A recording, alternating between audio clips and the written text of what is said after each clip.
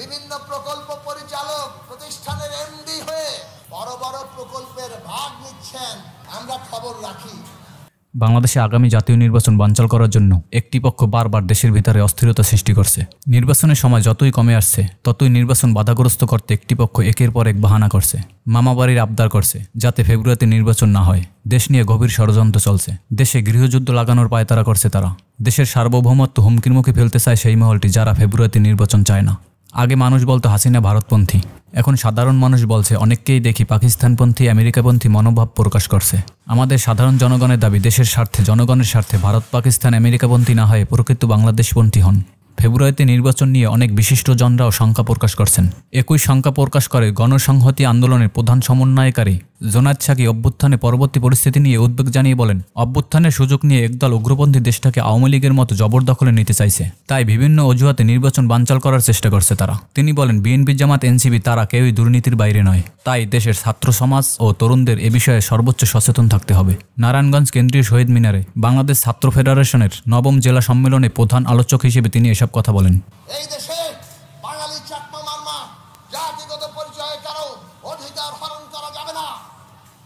এই দেশে নারী পুরুষ কিংবা অন্য লিঙ্গীয় পরিচয় কোন পরিচয় দিয়ে কারো অধিকার কারো নাগরিক মর্যাদা ক্ষুণ্ণ করা যাবে না। এইটাই তো অভ্যুত্থান চেয়েছিল, তাই না? তাহলে এখন কেন মাজারে হামলা হয়? এখন কেন মাজারে জটাধারী ফকিরের চুল কেটে দেওয়া হয়? কারা এরা? এরা কি অভ্যুত্থানের চেতনা কিংবা অভ্যুত্থানের আকাঙ্ক্ষার লোক? তাহলে অভ্যুত্থানের সুযোগ নিয়ে একদল উগ্রপন্থী তারা চাইছে দেশটাকে অন্য জায়গায় নিয়ে যেতে। একদিকে অস্থিতিশীল করো, অন্যদিকে আওয়ামী লীগের ফ্যাসিবাদ জবরদস্তির বিপরীতে পাল্টা আরেক ধরনের জবরদস্তিকে সামনে নিয়ে আসো। জনতা সাবধান, জনতা সাবধান, ছাত্র তরুণরা সাবধান। আমাদের ঐক্যবদ্ধ হতে হবে। আমাদের ঐক্যবদ্ধ হয়ে যে কোনো ধরনের জবরদস্তির তৎপরতা রুখে দিতে হবে।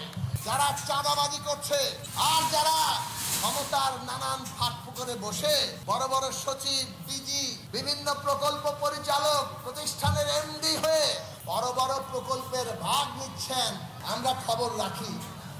এমনকি বৈষম্য বিরোধী ছাত্র আন্দোলন তার অনেক সমন্বয়কদের বিরুদ্ধেও অভিযোগ উঠেছে।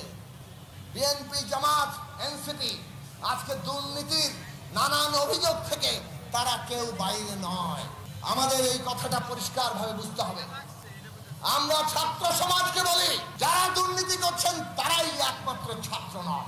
এর বাইরেও জীবন দেওয়া ছাত্ররা আছে, এর বাইরেও নিজেদের আদর্শ দেশ মাতৃকাকে সামনে রাখার ছাত্ররা আছে, এবং আমাদের সেইভাবে ঐক্যবদ্ধ হতে হবে। আমরা বিচার চাই, আমরা সংস্কার চাই, আমরা নির্বাচন চাই, এবং ফেব্রুয়ারির মধ্যে নির্বাচন হতে হবে। বাংলাদেশের জাতীয় স্বার্থে 15ই ফেব্রুয়ারির মধ্যে যে নির্বাচনের ঘোষণা অন্তর্বর্তী সরকার দিয়েছেন, সেইটা ভণ্ডুল করার কোন ষড়যন্ত্র কোন দিক থেকে আমরা মানব না। আমরা সেটাকে প্রতিরোধ করব। জনগণকে আজকে এই ঐক্যের জায়গায় আসতে হবে। আমার ব্যাখ্যায় কি গ্রহণযোগ্য হবে? অথবা জামাত ইসলামী বললেই কি গ্রহণযোগ্য হবে? অথবা বিএনপি বললেই সেইটাই মানতে হবে? আমরা পরিষ্কার করে বলতে চাই, এইভাবে যদি কেউ কোনো জবরদস্তি করতে চান তাহলে অনিবার্য সংঘাত হবে। সেই সংঘাত আমরা চাই না। বাংলাদেশ বিপর্যয়ের দিকে কেউ ঠেলে দিক, সেইটা আমরা চাই না। আমরা চাই যার রাজনৈতিক দাবি আছে নির্বাচনে যাবে, জনগণ ভোট দিয়ে ঠিক করবে কোনটা হবে।